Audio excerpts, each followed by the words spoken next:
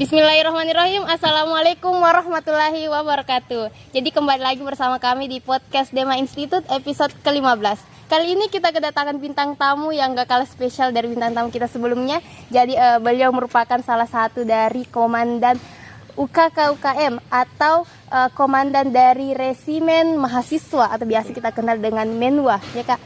Jadi sebelum kita tanya-tanya lebih jauh apa sih itu Menwa? Jadi kita kenalan dulu nih sama ketuanya. Jadi Kak mungkin bisa diperkenalkan mungkin dirinya, identitasnya mungkin perlu diketahui oleh sahabat-sahabat mahasiswa. Ya, terima kasih kepada Dema Institute dan kepada host pada kali ini. Saya sangat berterima kasih karena diberikan kesempatan untuk berbicara. Nah, sebelumnya pertama-tama kepada Allah kita bersyukur dan kepada Nabi Muhammad SAW kita berselawat. Ya baik, perkenalkan nama saya Muhammad Rijal. Saya dari Prodi Pendidikan Bahasa Arab semester 7. Adapun sekarang sebagai ketua atau komandan Resimen Mahasiswa pada tahun 2021. Oke. Jadi nama dari komandan Resimen Mahasiswa Yayan Bone yaitu Kak Rijal. Jadi mungkin sahabat-sahabat mahasiswa yang mungkin kebetulan berpapasan sama Kak Rijal, jangan sungkan ya untuk disapa. Oke. Apalagi sekretnya Resimen Mahasiswa ada di depan ya Kak. Iya. Tidak seperti yang UKK UKM yang ada di dalam gitu. Jadi langsung masuk di kampus langsung ketemu. Iya, oke. Oke, jadi langsung saja nih Kak. Sebenarnya apa sih itu Resimen Mahasiswa? Ya, terima kasih. Ya, begini ya, ini sebagai penjelasan singkat dari saya bahwa begini, Resimen Mahasiswa adalah komponen cadangan pertahanan negara Indonesia yang di dalamnya terdiri dari para mahasiswa atau mahasiswi yang terdidik, terlatih untuk memiliki keterampilan atau kemampuan memiliki intelektual dan olah keprajuritan atau kemiliteran. Di samping itu, Menwa juga tidak hanya dibekali tentang intelektual yang tinggi. Resimen Mahasiswa juga mempunyai mental yang kuat atau mental baja dan juga fisik yang kuat seperti itu. Dan untuk menguatkan sebelumnya bahwa Resimen Mahasiswa mempunyai SKB 4 Menteri. Ya, itu pedoman dari Resimen Mahasiswa memiliki pedoman yaitu adalah Widya Kasrena Dharmasida yang artinya pengabdian atau yang namanya Widya Kasrena Dharmasida yang artinya penyempurnaan ilmu pengetahuan dan ilmu keprajuritan. Ya, seperti itu. Oke. Jadi Menwa sendiri itu merupakan seperti bisa diibaratkan seperti tentara dari kampus ya Kak, ya. Mungkin ibaratnya sebagai tentara kampus Yayan Bone itu sendiri. Jadi sebelumnya kita sudah tahu nih apa itu Menwa, khususnya Menwa dari Yayan Bone. Selanjutnya mengenai struktur dari organisasi Menwa itu sendiri. Jadi bagaimana sih Kak jajaran strukturnya khusus di Menwa Yayan Bone? Iya, terima kasih. Selanjutnya bahwa di Resimen Mahasiswa juga pasti memiliki yang namanya kepengurusan atau struktur kepengurusan.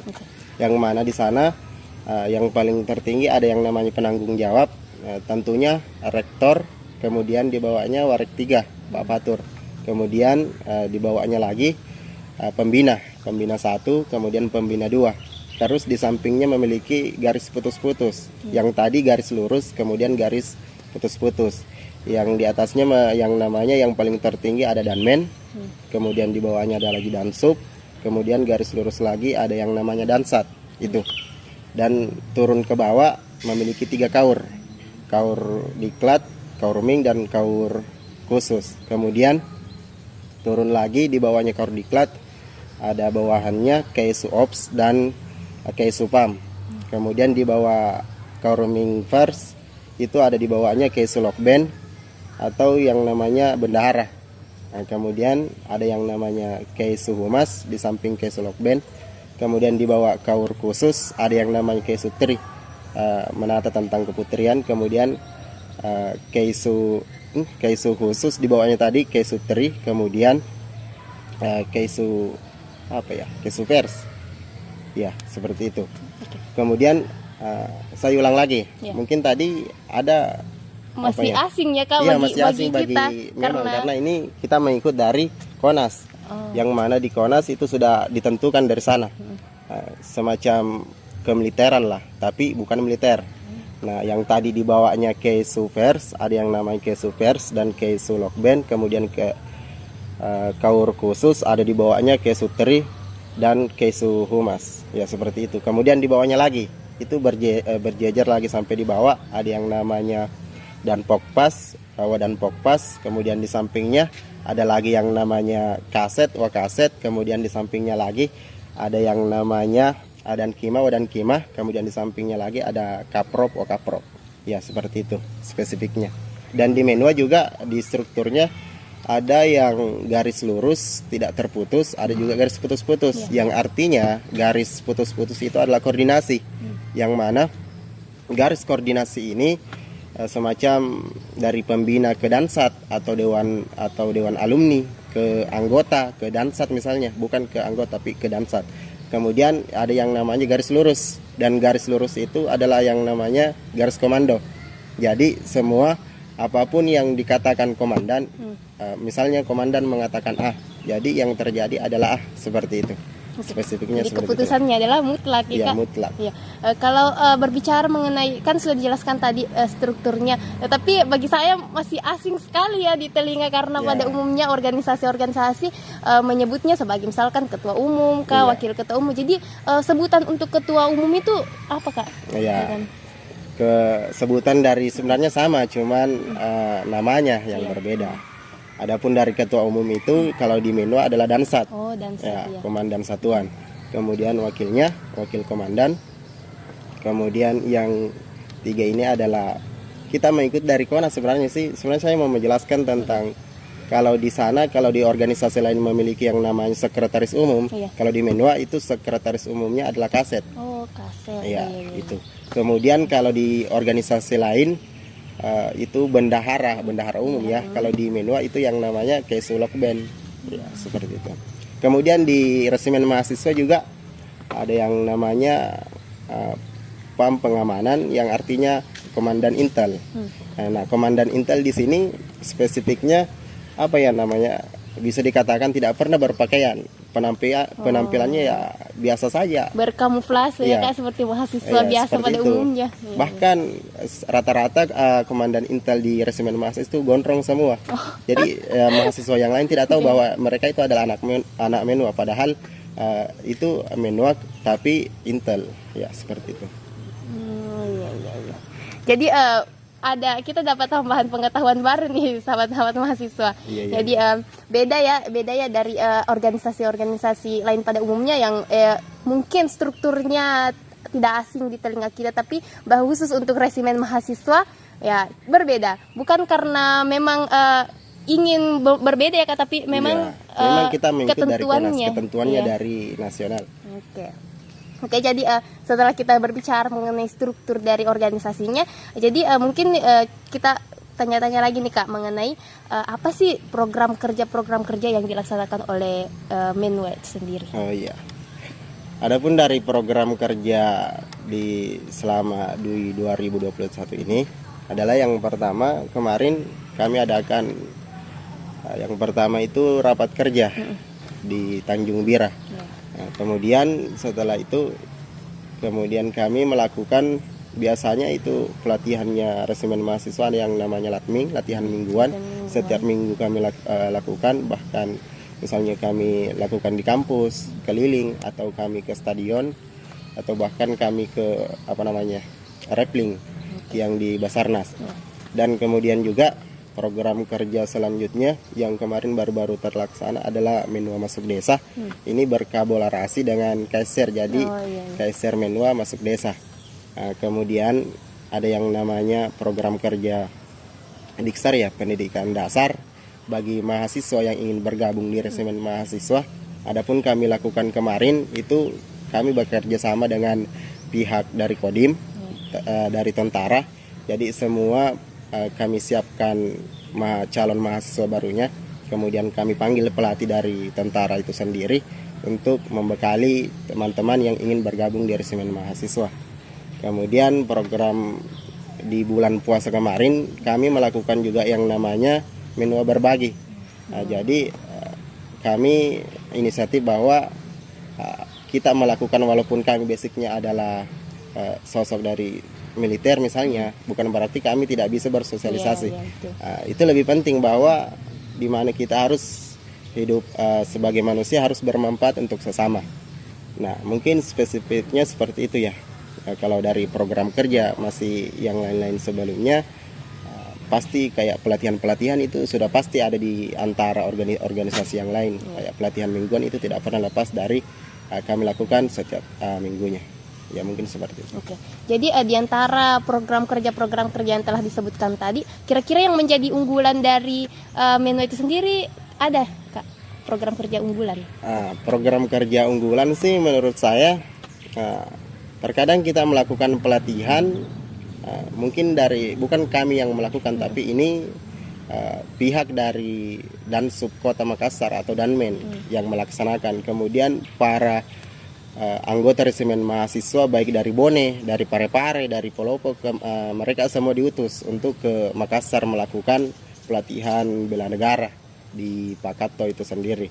Nah, di sana terkadang pelatihannya itu bahkan ada sampai 1 minggu, 2 minggu, kemudian berkelanjutan. Karena di resimen mahasiswa ada 3 tingkatan pendidikannya, pendidikan dasar, kemudian suskalak, kemudian pendidikan tertinggi ada yang namanya suskapin, itu kadar pimpinan. Jadi resimen mahasiswa memiliki 3 pendidikan. Ya, jadi kami bisa katakan bahwa sebenarnya program yang unggulan bagi kami di resimen mahasiswa adalah bagaimana kita bisa bertemu semua antara resimen mahasiswa, anggota resimen mahasiswa dari segala penjuru, misalnya dari Parepare, Polopo, dari Makassar kah. Jadi itulah yang kami jadikan sebagai program unggulan. Walaupun sebenarnya yang semuanya adalah menjadi unggulan, pasti ada tolak ukur bagi kami sendiri. Ya, terima kasih. Oke, jadi jelas sekali ya sahabat-sahabat mahasiswa. Tadi sempat disebutkan ada 3 tingkatan tadi ya, Kak. Jadi mungkin saya masih agak bingung nih, Kak. Mungkin bisa dijelaskan bagaimana kira-kira bisa mencapai tingkatan itu, dan sebenarnya outputnya dari 3 tingkatan itu bagaimana? Nah, outputnya yang namanya pendidikan dasar itu yang dilakukan di kampus. Kemudian yang pendidikan kedua yang namanya suskalak itu yang melakukan adalah tingkat dari provinsi, dari Makassar itu yang melakukan. Kemudian lanjutannya dari provinsi juga. Nah, di sini kalau dari pendidikan kedua itu hanya dari provinsi Sulsel. Akan tetapi ketika kita melakukan pendidikan tertinggi Suskapin itu mencakup ke seluruh Indonesia. Ya, seperti itu. Jadi saya rasa cukup jelas sekali ya sahabat-sahabat mahasiswa, sudah kita kulik-kulik seputar apa itu resimen mahasiswa IAIN Bone. Jadi pertanyaan selanjutnya nih, Kak. Bagaimana cara membangkitkan jiwa nasionalisme untuk mahasiswa menurut pandangan Kak Rijal? Oh iya, betul sekali. Sebenarnya untuk membangkitkan rasa nasionalisme itu sebenarnya sudah ada dari diri kita masing-masing. Hanya kita kembangkan dan tingkatkan. Namun di samping itu kita harus juga mengingat sejarah. Bagaimana sebenarnya Indonesia ini bisa merdeka, karena sebelumnya Indonesia dijajah dari beberapa negara yang lainnya, negara asing. Namun di situ kita berpikir, ini Indonesia diperjuangkan oleh orang-orang terdahulu. Lalu kita hanya menikmati apa output dari pemuda saat ini atau orang-orang yang hidup di zaman ini, kemudian tidak melakukan yang namanya sebuah perjuangan. Kemudian bagaimana? Karena di situ kita berpikir, ini Indonesia sudah merdeka, akan tetapi orang asing tidak berhenti untuk menjajah, mungkin dari segi teknologi atau yang lain sebagainya. Jadi kita sebagai generasi penerus layaknya harus kita memikirkan bagaimana ke depannya, bagaimana kita bisa menjaga tentang kemerdekaan saat ini, kemerdekaan yang telah diperjuangkan. Bagaimana kita bisa untuk kembali nostalgia, misalnya kalau orang terdahulu telah melakukan seperti ini, lalu kita tingkatkan di dalam diri sendiri untuk menjaga dan melestarikan kemerdekaan ini. Ya seperti itu. Oke, jadi pada dasarnya jiwa nasionalisme itu sudah ada di dalam diri Iya, setiap betul orang sekali. manusia ya Kak. Jadi tergantung bagaimana kita menyadari hal-hal tersebut. Jadi bercermin dari sejarah-sejarah yang telah lalu, Iya, betul begitu. sekali. Oke, jadi selanjutnya nih Kak, kita beralih ke kampus kita tercinta nih. Jadi menurut Kakak sendiri bagaimana sih pandangannya mengenai kebijakan kampus kita saat ini? Apalagi saat ini telah memasuki era new normal ya Kak. Iya, Kemarin betul sekali. tahun 2021 itu sempat pandemi heboh-hebohnya hingga membuat kampus ditutup. Jadi bagaimana sih pandangan Kakak tentang itu? Yang mana untuk mengurangi semangat para generasi, bagaimana mereka bisa berproses, karena di organisasi lah saya bisa katakan bagaimana kita berproses ke depannya. Namun saat ini karena pandemi, karena pandemi saat ini, generasi saat ini terlena. Kenapa saya katakan terlena? Kebanyakan mereka terlena dengan sudah lamanya libur karena COVID. Iya. Lalu kemudian tiba-tiba sudah tidak ada COVID lagi. Jadi mereka semangatnya itu sekarang sudah hilang. Rata-rata para mahasiswa sekarang kebanyakan sudah masuk di organisasi, tidak aktif lagi. Nah itu. Jadi saya katakan bahwa kebijakan kampus ini terkadang juga di setiap organisasi ingin melakukan kegiatan itu dipersulit lagi dari pihak kampus. Sebenarnya begini, kalau memang dipersulit soal begini-begini, berikanlah kami solusi bagaimana supaya generasi penerus kita tidak terlena akan hal seperti ini, karena betul-betul dilema dengan keadaan seperti ini. Kalau bukan kita yang cari akali bagaimana untuk melakukan seperti ini supaya bisa membangkitkan sesuatu, lalu bagaimana? Jadi pesan saya kepada pihak kampus, tolong berikan kami solusi, jangan hanya sebatas memberikan sebuah ocehan bahwa seperti ini tidak bisa, lalu bagaimana kami bisa berkembang, bagaimana kami bisa berproses ke depannya.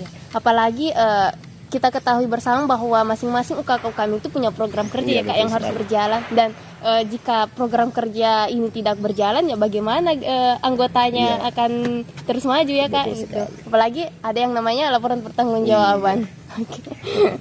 Oke, jadi itu tadi mengenai pandangan dari Kak Rizal selaku dari komandan dari resimen mahasiswa. Jadi selanjutnya masukan-masukan untuk kampus mengenai kebijakan-kebijakan tadi Kak. Ya, kalau masukan dari saya, bagaimanalah kita bisa, kan di setiap kampus memiliki yang namanya ormawa, kita kumpulkanlah semua para ketua-ketua, kita diskusi, misalnya kita carikan solusi apabila keadaan seperti ini, akan tetapi ingin melakukan sebuah kegiatan, kita diskusikan. Kalau seperti ini tidak bisa, kita rampung semua, kita cari jalan untuk menyelesaikan hal yang seperti ini. Mungkin hanya singkat seperti itu. Jadi kalau ini bisa terlaksana, misalnya kita bisa berkumpul semua ketua-ketua misalnya dan para petinggi kampus, saya rasa semua kegiatan walaupun di keadaan seperti mendesak seperti ini itu bisa berjalan ya, seperti itu. Jadi saya rasa keluhan dari masing-masing ketua UKM itu hampir sama ya sebenarnya, mengenai kebijakan-kebijakan yang ada, apalagi pada saat masa pandemi di mana menghalangi apa yang mereka ingin lakukan, apa yang mereka ingin kerjakan. Itu jadi mungkin betul sekali mengenai sarannya, mungkin bisa dipertemukan semua ya, supaya kita cari solusinya sama-sama gitu. Oke, selanjutnya nih Kak. Tadi kan sudah membahas mengenai kendala-kendala, keluhan-keluhan. Jadi selanjutnya motivasi nih Kak. Apa sih motivasi Kakak untuk mahasiswa IAIN Bon? Ya, kalau untuk berbicara motivasi, saya sebenarnya juga butuh motivasi. Iya, seperti itu. Saya juga butuh motivasi di dalam keadaan seperti ini. Jadi kalau bagi mahasiswa, bagaimana kita dikatakan sosok seorang mahasiswa, saya hanya bisa berkata bahwa kalian jangan sibuk ketika kuliah, kalian ingin menjadi seperti ini, selesai kuliah ingin menjadi seperti ini, tapi carilah skill kalian, di mana kemampuan kalian. Kemudian ketika kemampuan kalian tidak dapatkan, malah yang muncul adalah kekurangan, maka itu lebih bagus lagi. Kenapa? Karena disitulah kalian berpikir bagaimana saya bisa meningkatkan kekurangan saya ini, bagaimana saya bisa berkembang untuk kedepannya. Karena kalau hanya modal kuliah atau PP saja pulang, selesai kuliah pulang saja, lalu bagaimana kalian bisa berproses. Nah, apalagi saat sekarang kita digemparkan dengan pandemi, digemparkan dengan suasana yang gabut, suasana yang bagaimana kita terlena dengan sedikit-sedikit mageran seperti itu. Jadi pesan saya kepada seluruh mahasiswa, ketika kalian masih memiliki waktu, maka pergunakanlah, karena waktu itu tidak bisa untuk kembali, apalagi kalau soal proses, karena di sini bukan soal bagaimana kepintaran kalian, tapi bagaimana soal manajemen kalian, bagaimana skill kalian, bagaimana mental kalian, karena kedepannya yang akan kalian dapatkan lebih banyaknya itu adalah skill, kemudian mental kalian, kemudian bagaimana kalian menghadapi suatu masalah, kemudian mencarikan solusi, lalu bagaimana kalian menyelesaikan dalam kondisi seperti ini, dalam kondisi seperti itu. Ya mungkin seperti itu. Ya, jadi jangan takut salah ya Kak, jadi Ya, mahasiswa, karena dari kesalahan kita bisa belajar. Jadi kita perlu salah untuk menjadi baik gitu. Oke, jadi itu tadi bincang-bincang kita mengenai apa itu Menwa dan juga beberapa mengenai kampus kita tercinta yaitu IAIN Bone. Jadi selanjutnya nih Kak, kami dari Kementerian Komunikasi dan Informasi DEMA IAIN Bone punya 3 pertanyaan cepat nih. Jadi dijawab cepat ya Kak. Pertanyaan pertama, jadi komandan atau anggota biasa? Tunggu dulu. Oke. Ya. Oke. Apa tadi? Pilih jadi komandan atau anggota biasa? Saya pilih jadi komandan saat ini. Oke. Kenapa? Iya, karena di sini sebenarnya untuk menjadi sosok seorang komandan kita tidak perlu soal banyak pemikiran. Kita hanya butuh bagaimana kita bisa bekerja.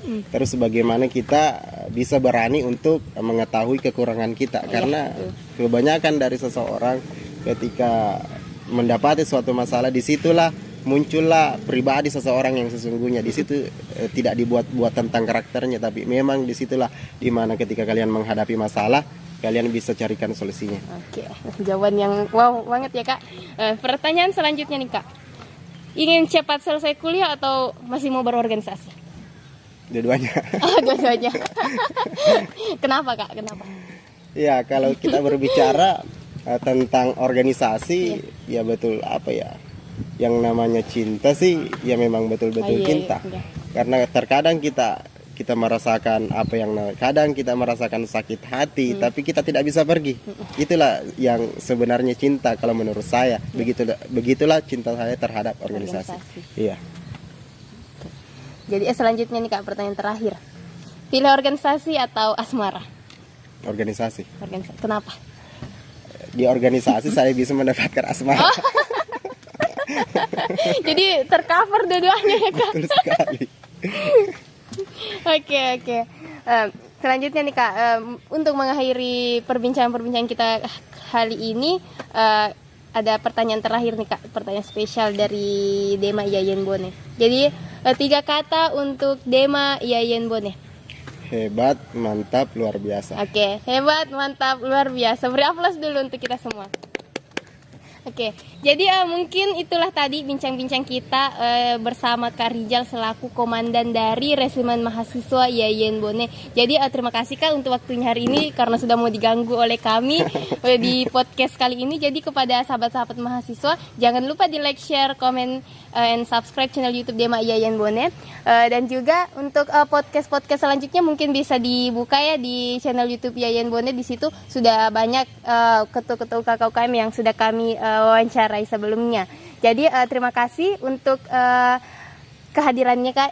Terima kasih juga untuk teman-teman yang sudah menonton episode kali ini. Jadi kurang dan lebihnya mohon dimaafkan. Wassalamualaikum warahmatullahi wabarakatuh. Hidup mahasiswa.